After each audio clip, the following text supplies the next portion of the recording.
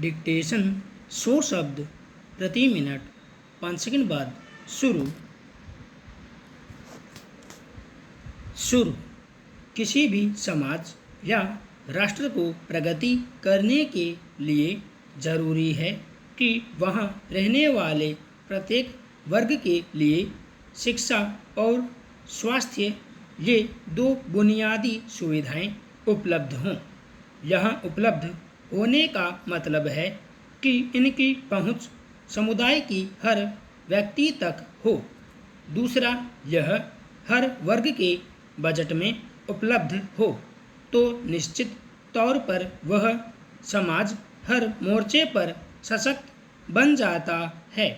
लेकिन हम देख रहे हैं कि हमारे देश में इन दो सुविधाओं के नाम पर किस तरीके की लूटमार मची हुई है। आज ये सुविधाएं जो व्यक्ति का एक मौलिक अधिकार हैं, लेकिन बाजारवाद और भ्रष्टाचार की चपेट में इन संस्थाओं का संचालन करने वालों ने इसे अपनी आय का जरिया बना लिया है। अगर आम आदमी अस्पतालों में प्रवेश कर जाए तो समझना चाहिए कि आधा बीमार तो वह अस्पतालों के आर्थिक बोझ से ही हो जाएगा। दरअसल अस्पतालों में इस कदर लूट मची हुई है कि वहाँ लोगों के हाथों में नाना प्रकार की जांच में रिपोर्ट थमाकर धड़ल्ले से मनमानी वसूली की जा रही है। मानव को छोड़कर सभी जीवों में प्राकृतिक रूप से यह होता भी है, लेकिन मनुष्य है कि इसमें ऑपरेशन का सहारा लेता है। लेकिन अस्पतालों में अब तो मानो सामान्य प्रसव कराने का संकल्प त्याग ही दिया गया हो। वहीं डॉक्टर भी बड़ी बड़ी कंपनियों के प्रभाव के चलते विशेष कंपनी की दवाइयाँ लिखते हैं। इसके अलावा मरीज पर या उनके परिजनों पर एक ही जगह से दवाइयाँ खरीदने का दबाव बनाया जाता है। ऐसा न करने पर उनके साथ अच्छा व्यवहार नहीं होता।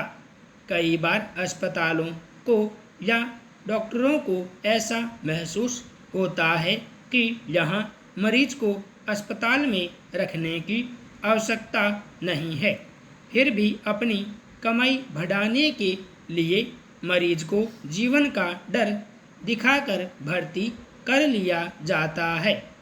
इसके अलावा उसके अंतिम भुगतान में अनेक प्रकार के फिजूल पैसे जोड़ दिए जाते हैं जिनका उसकी बीमारी से कोई संबंध नहीं होता। इन्हीं सब झंझटों से बचने के लिए भारत सरकार ने आयुष्मान भारत योजना को इस क्षेत्र में अभूतपूर्व पहल माना।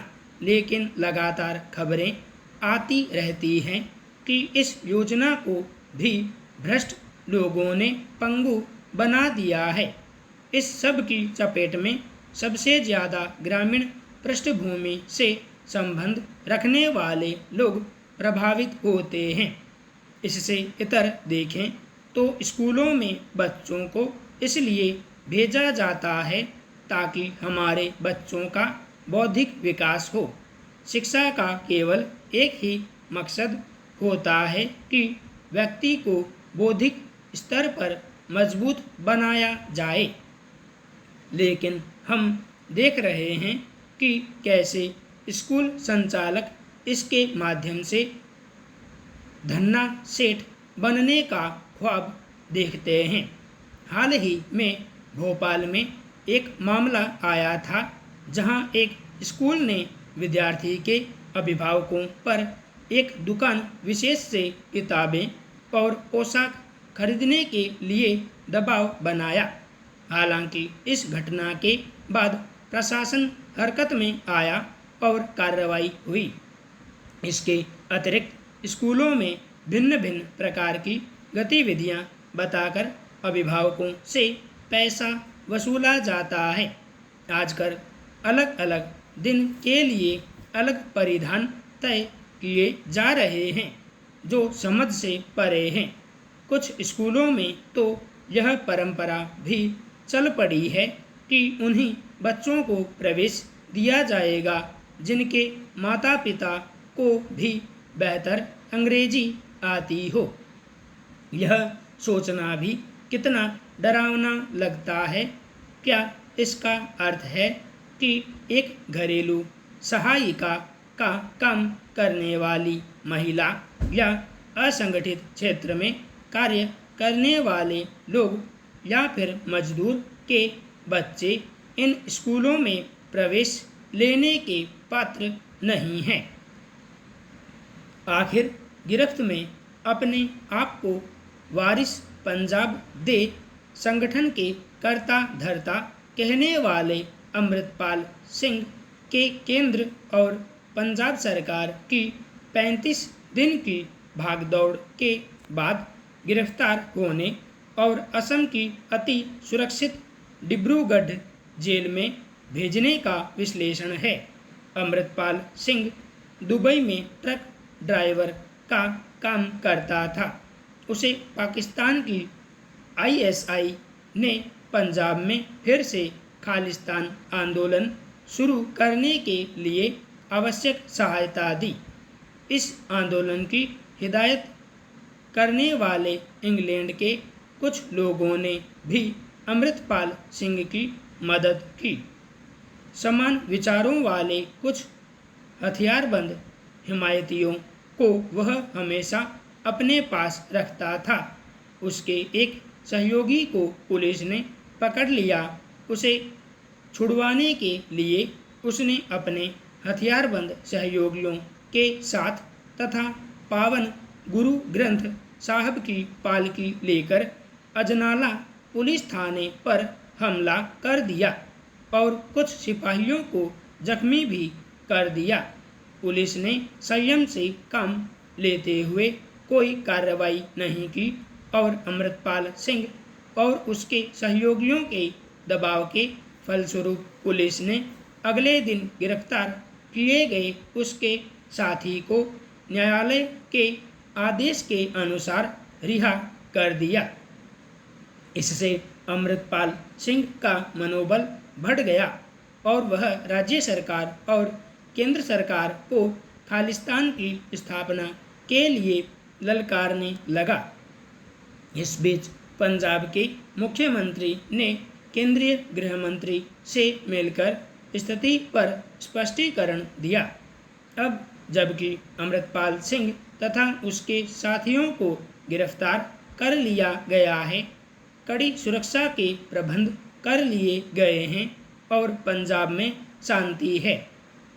प्रशासन को लंबे समय तक गुप्तचर और सुरक्षा एजेंसियों को सतर्क रहना होगा ताकि समाज विरोधी तत्व मुश्किल से स्थापित की गई पंजाब की शांति तथा भाईचारे को नुकसान न पहुंचा सकें।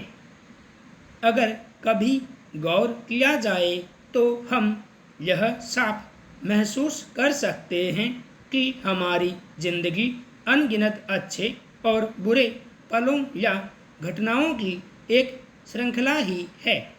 अब यह हम पर निर्भर करता है कि हम अपना सारा ध्यान बुरी यादों और बुरी घटनाओं पर ही केंद्रित करके दुखी रहें या फिर हल्के फुल्के पलों को याद करके जरा मुस्कुरा लें और अपने दुखों से ध्यान भंग करने की कोशिश करें।